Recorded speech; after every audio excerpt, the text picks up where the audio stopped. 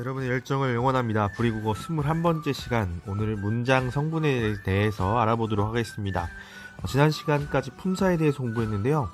품사는 단어에 관련된 것이었다면 오늘부터 공부할 내용들은 문장과 관련된 것들입니다. 자, 문장 성분에 대해서만 오늘 알아보도록 할게요. 자, 문장이라고 하는 것의 정의를 일단 내려봐야 돼요. 그동안 우리가 품사가 무엇이고 형태소가 무엇이고 정의를 내렸던 것처럼, 자, 문장이라고 하는 것은요, 우리가 실제로 언어 생활을 영위할 때 단어만 가지고 이야기를 하는 것이 아니라 그 단어들을 조합해서 문장을 만들죠. 그래서 문장을 만들어서 우리의 생각이나 감정을 완결된 내용으로 표현합니다. 그게 바로 문장이에요. 자, 그러면 이 문장을, 한 문장을 구성하는 요소들을 우리가 뭐라고 하냐면 문장 성분이라고 한다는 겁니다. 문장을 구성하고 있는 요소들, 그들이 단어라고도 볼 수 있는데요. 그 단어의 어떤 속성을 이야기할 때는 우리가 그 품사라고 이야기했잖아요. 근데 그 단어들이 문장 내에서 어떤 기능을 하느냐를 물어볼 때는 문장 성분이라고 이야기를 합니다. 한번 살펴보도록 하죠. 자, 먼저 주성분이라고 하는 게 있어요. 주자는 아마 주인 주자를 쓰겠죠. 중요하다 이런 뜻입니다. 자, 주성분에 들어가는 것은 대부분 문장의 필수 성분이라고 이야기를 해요. 그러니까 이 녀석들이 없을 때는 완전한 문장이 아닌 경우가 생기는 겁니다. 자, 문장이라고 하는 것은 기본적으로 주어가 있어야 되고요. 그리고 그 주어에 알맞은 서술어가 있어야 돼요. 그리고 때에 따라서는 목적어를 요구하는 문장도 있습니다.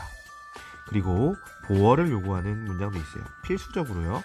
그래서 주어, 서술어, 목적어, 보어, 이 4개를 우리 문장 성분에서 주성분이라고 이야기를 하고요. 또 뭐라고도 부르냐? 필수 성분이라고도 부른다는 겁니다. 명심해 주십시오. 자, 주성분이 있으면 부수적인 녀석도 있겠죠. 그걸 우리는 부속성분이라고 이야기를 합니다. 부속성분에는 2가지만 기억하면 돼요. 자, 이 2가지도 여러분 어렵지 않은 게요, 품사에서 이 문장 성분의 명칭을 그대로 썼었어요. 뭐냐면 바로 수식성분이라고도 부르는데 관형어와 부사어입니다. 관형사, 부사, 품사였다면 뒤에 어자만 붙이면 관형어, 부사어가 되잖아요. 부속 성분이 되는 겁니다. 자, 수식해주는 기능을 하고요. 자, 그리고 이 주성분을 필수 성분이라고 했잖아요. 부속 성분 같은 경우는 무슨 성분이라고 하냐면 수의 성분이라고 해요.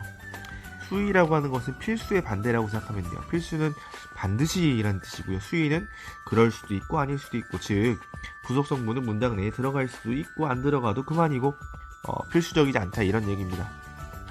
관형사와 부사도 실제 그런 품사였잖아요. 반드시 필요한 것은 아니라고 선생님이 얘기했었죠.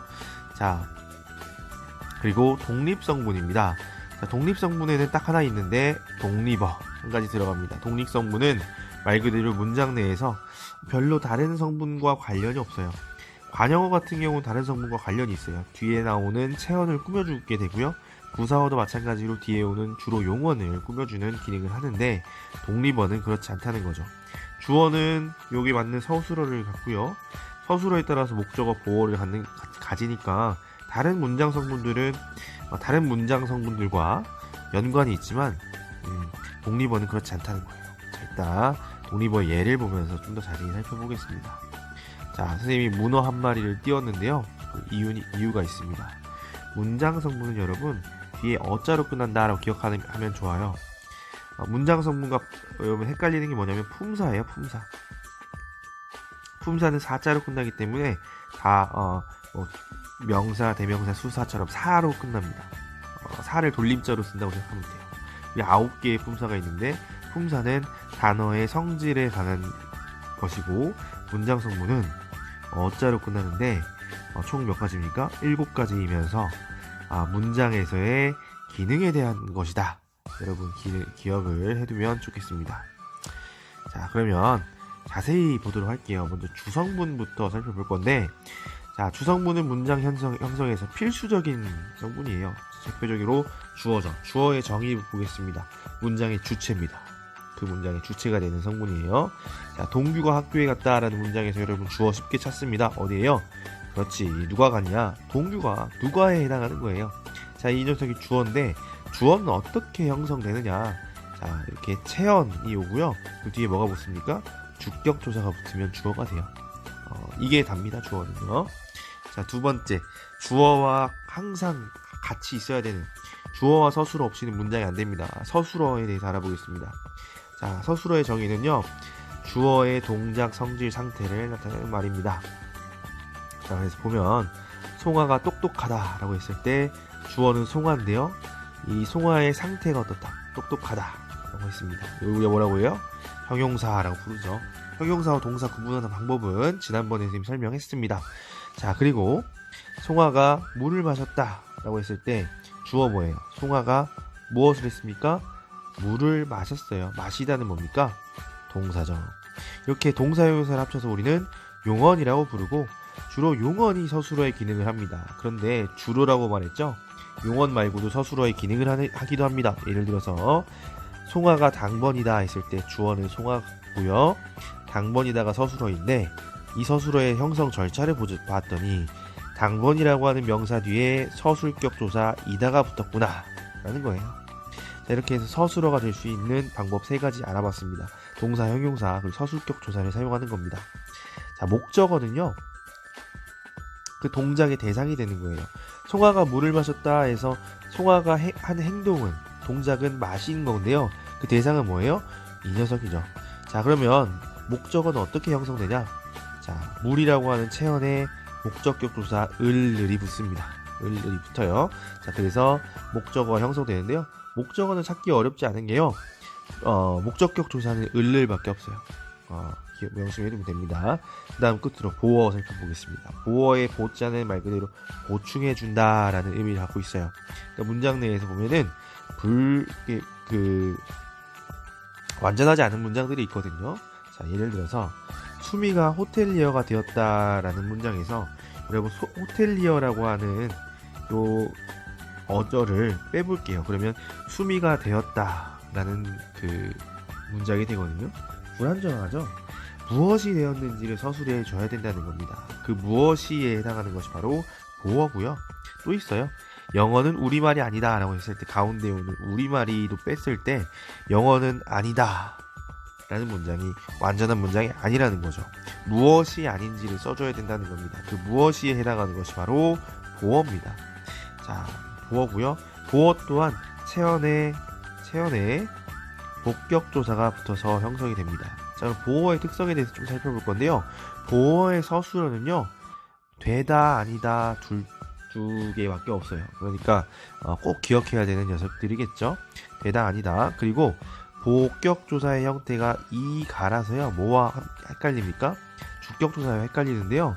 자, 보어가 올 경우에는 여러분 명심해 주십시오. 앞에 오는 게 주어고 가운데 오는 게 보어예요. 그렇게 기억을 해두면 보어 찾기 어렵지 않습니다. 무슨 말씀인지 알겠죠? 자, 그러면 넘어가도록 하겠습니다. 교재에 선생님이 이렇게 주어부터 보어가 형성되는 절차에 대해서, 방식에 대해서 정리해 놨으니까요, 참고를 해주길 바라겠습니다. 자, 그럼 부속성분 보둘게요. 부속성분은요, 주성분을 수식해주는 문장 성분이라서 선생님이 얘기했지만 수식성분이라고도 이야기를 합니다. 그리고 주성분이 필수성분이었다면 부속성분은 무슨 성분이다? 수의성분이다 라는 겁니다. 필수적이지 않다. 수식하는 것들은 필수적이지 않죠. 자, 첫 번째 관형어 보겠습니다. 관형어는 주로 체언, 주로가 아니고요, 무조건 체언이에요. 체언을 꾸며주는 말입니다. 자, 관형어가 어떻게 형성되는지 보도록 하겠습니다. 먼저 문장입니다.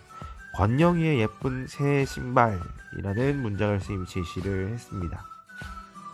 자, 우리 보통 관형어 하면 여러분이 제일 먼저 떠오르는 것은 관형사입니다. 관형사.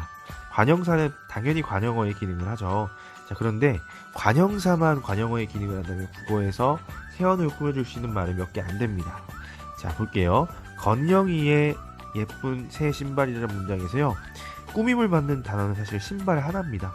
자, 권영이의 신발인 거고요, 예쁜 신발인 거고요, 새 신발인 거예요. 권영이가 뒤에 오는 예쁜이나 새를 꾸며주는 게 아니라 신발을 꾸며준다는 거 여러분 언어적 직관으로 잘 알 수 있을 겁니다. 자, 그리고 예쁜도 그렇고 새도 그렇고 모두 신발을 꾸며주고 있다. 자, 그럼 형성 절차 보겠습니다. 권영이의 이게 지금 관형어가 됐는데 방법은 체언에 뭐가 결합되어 있다? 체언에 관형격 조사 의가 결합되어 있다. 여러분 조사 공부할 때 의야 공부했잖아요. 그렇죠? 자, 그다음 예쁜이라고 했을 때 선생님 이거 형용사네요라고 관형사네요라고 생각할 수 있는데 선생님이 말했지만 관형사와 그리고 용언의 관형사형을 반드시 구분을 해줘야 된다고 했고요. 그 구분 절차에 대해서도 지난번에 이야기를 했습니다. 구분 절차는요, 가장 쉬운 걸 이야기하자면 활용이 불가능하다는 거죠. 관형사는. 하지만 형용사는 활용이 가능하다는 거 라는 겁니다. 자, 예쁜, 예쁘다, 예쁘고 활용이 가능하잖아요. 그럼 예쁘는 뭐예요? 용언의 관형사형입니다. 관형사형 어미 니은이 붙은 형태예요. 그리고 새는 뭐예요? 관형사예요. 그러니까 관형어가 될 수 있는 방법은 이렇게 세 개입니다. 어미를 이용하는 방법, 조사를 이용하는 방법, 그 자체가 관형사인 경우. 자, 이렇게 세 가지를 통해서 할 수 있고요. 부사어는 주로 뭘 꾸며준다? 용언을 꾸며준다. 준식이가 선생님께 빨리 달려왔다 라는 문장을 봅시다. 여기서 선생님께는요 뭐예요? 굳이 필요하지 않은 수식 성분이에요. 준식이가 빨리 달려갔다 라고 해도 문장 되지 않아요. 자, 선생님께 이 바로 용언을 꾸며주고 있다는 거예요. 선생님께 달려갔다, 그리고 빨리 달려갔다. 자, 체언의 부사격 조사가 붙어서 부사어가 되기도 하고요. 자, 빨리와 같은, 그리고 이거지?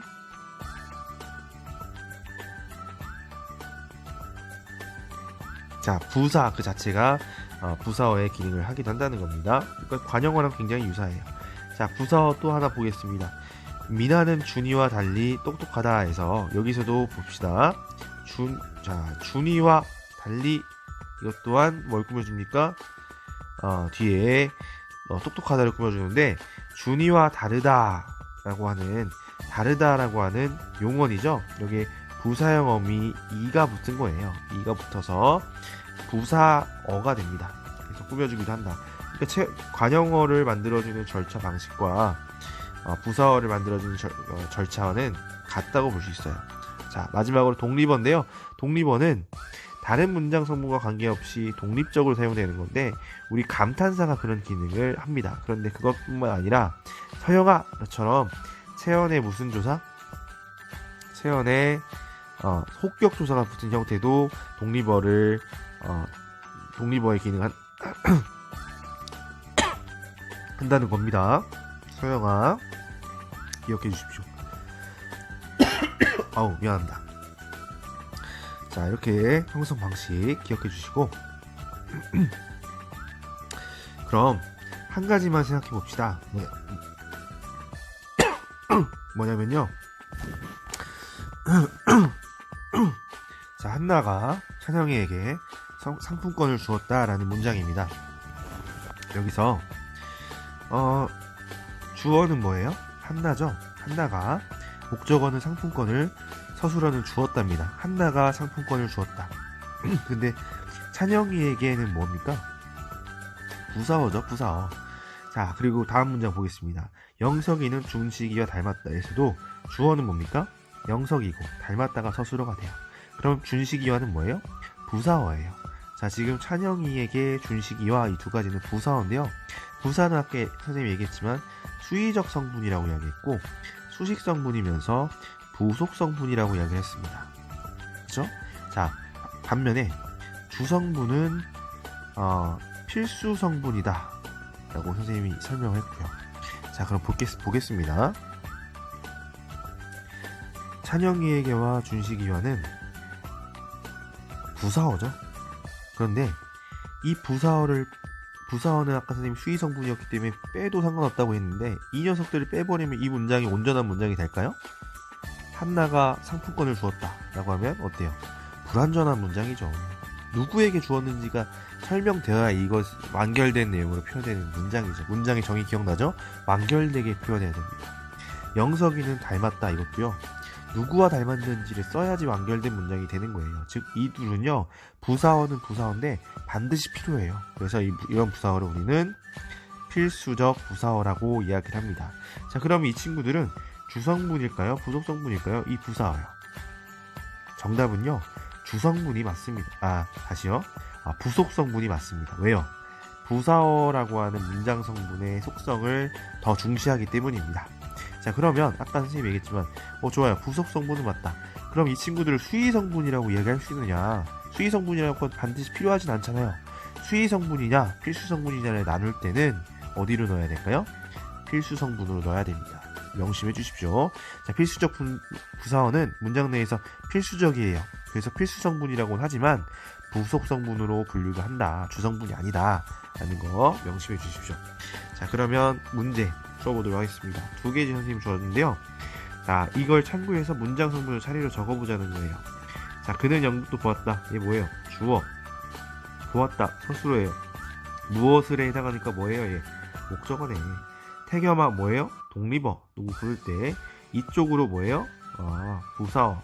얼른 뭐예요? 부사어. 오렴. 그쵸. 서술어입니다. 그쵸? 주어는 아마 태겸이가 아마 주어의 역할을 앞에 하는데 생략될 쓸 거예요. 부르는 말 2인칭에서는 주어가 자주 생략됩니다. 자, 귀여운 강아지가 잽싸게 달린다 해서 주어는 뭘까요? 강아지가. 서술어는 달린다겠죠. 잽싸게는 뭘까요? 불필요한 부사어겠죠. 귀여운은 강아지를 꾸며주는 관형어죠. 자, 그 아이는 정말 예쁘게 생겼다. 여러분, 이 문장 성분은요, 모든 어절에 다 해줘야 됩니다. 그도 하나의 뭐예요? 그렇지. 문장 성분을 설정해야 됩니다. 뭐겠어요? 관형어죠. 아이라고 하는 체현을 꾸며주니까요. 주어는 뭐예요? 아이고요. 서술어는 생겼다. 정말 예쁘게 각각 다 뭡니까? 부사어입니다. 어렵지 않죠? 자, 다행히 버스에서 다친 사람은 없었다라고 했을 때 주어는 뭡니까? 앞에 있을 것 같은데 사실은 어디 있어요? 얘가 주어고요. 서술어는 뭐예요? 없었다가 서술어가 되는 거예요. 자, 그럼 다행히 버스에서 다친 보겠습니다. 다행히는 뭐겠어요? 부사어. 그죠? 버스에서도 부사격투사가 쓰여있네요. 부사어. 다치는 뭐겠습니까? 사람을 꾸며주네요. 뭡니까? 관형어죠. 관형어. 자, 이렇게 해서 문장 성분을 차례대로 여러분 적어봤을 겁니다. 한번 잘 맞췄는지 확인 좀 해주십시오. 자, 다음 문제 보도록 하겠습니다. 자, 이런 문제가 나올 수 있다는 거죠. 자, 문장 성분 학습하는 한 수업의 장면을 제시했는데요. 학생의 대답으로 옳지 않은 것을 골라보자는 겁니다. 자, 보겠습니다. 교사가 어떤 얘기 하냐면요. 독립어를 제외하고 나머지 문장 성분을 분류해보자면 주성분 그리고 부속 성분이라고 한다. 그죠? 그리고 교사가 또 어떤 얘기를 하냐면요. 문장에서 필수적으로 나오는 필수 성분과 그렇지 않아도 되는 수의 성분이 있다. 그러면서 부속 성분은 주로 수의 성분이지만 필수 성분인 경우도 있다라고 이야기를 합니다. 이거 뭐에 대한 설명이에요? 그렇지. 아까 얘기했던 필수적 부사어에 대한 설명입니다. 그죠? 영석이가 준식이와 닮았다. 그래서 준식이와 해당하는 게 필수적 부사어였죠. 자, 한번 보도록 하겠습니다. 자, 먼저 기억에는 주성분이 2개 있어요 라고 있는데 주성분 2개 있어요 라고 하면은 주어 서술어가 주성분이면 되는 거예요. 수진이 주어죠. 어울린다. 주어입니다. 서술어입니다. 자, 수진이가 민호와 잘 어울린다. 민호와는 뭐예요? 선생님이 필수적으로 필요하네요. 자, 그런데 아까 말했죠. 얘 무슨 성분이라고 했어요? 부속 성분이라고 했잖아요. 부사어는요, 필수적 부사어더라도요, 부속 성분입니다. 그러니까 주성분은 2개인 거 맞아요. 경우 잘 얘기했습니다. 자, 니은에는 부속 성분이 1개 있어요. 보겠습니다. 주어 하나가 목적어 방을 청소하였다. 서술어. 그러면 주성분만 3개고요. 깨끗이는 뭐가 되는 거예요? 부속 성분이 되는 거네. 맞네요. 1개 있네. 부속 성분. 디귿 보겠습니다. 디귿에는 필수 성분이 2개 있다. 필수 성분을 있나 보겠습니다. 이곳에 이거는 관형어기 때문에 필수 성분 아닙니다. 기후는 주어기 때문에 필수 성분이겠죠. 적합하다. 뭐예요? 그쵸. 서술어기 때문에 필수 성분입니다. 자, 그런데 기후는 적합하다라고 하면 이게 완전한 문장인가요? 아니죠. 뭐가 더 필요합니까? 뭐에 적합한지 요거에 대한 설명이 반드시 필요했던 거예요. 그러니까 얘는 뭐야? 필수적 부사어이므로 무슨 성분이다? 필수 성분이에요. 그러면 주어 하나, 서술어 하나, 부사화 나. 필수 성분이 3개 있네요. 그러니까 정답은 뭡니까? 3번이겠습니다. 자, 그러면 나머지가 맞는지 살펴보면 됩니다. 자, 리을에서 민정이에게는 부속 성분이면서 필수 성분이다. 나는 동현이에게 민정이 이거 잘 실수했네요. 동현이로 바꾸십시오. 이 문제 만들다가 자, 나는 동현이에게 문자를 보냈다 해서 민정이에게는요 반드시 필요합니다. 보세요. 나는 문자를 보냈다. 누구에게 보냈는지 그러니까 필수 성분이면서 부사어는 부사어니까 뭐예요? 부속 성분이죠. 맞네. 자, 5번 미음에서 우체국에서는 부속 성분이면서 수의 성분이다. 그럼 그냥 일반 부사어란 얘기네요. 수의적 부사어 주어 목적어 서술어고요. 우리는 송아를 보았다라고 해도 굳이 어디에서를 밝히지 않아도 완전한 문장이 됩니다. 그렇기 때문에 얘는 부속 성분이면 수의 성분이 전형적인 수의적 부사어다 라는 겁니다. 자, 이렇게 해서 문제풀이까지 맞춰봤는데요. 자, 오늘 문장 성분에 대해서 알아봤어요. 이제 첫 걸음입니다. 문장에 대해서 다음 시간에 좀 더 자세히 알아보도록 할 거고요. 질문이 있으면 얼마든지 선생님께 질문을 하면 되겠습니다. 오늘도 고생 많았습니다. 여러분의 열정을 응원합니다.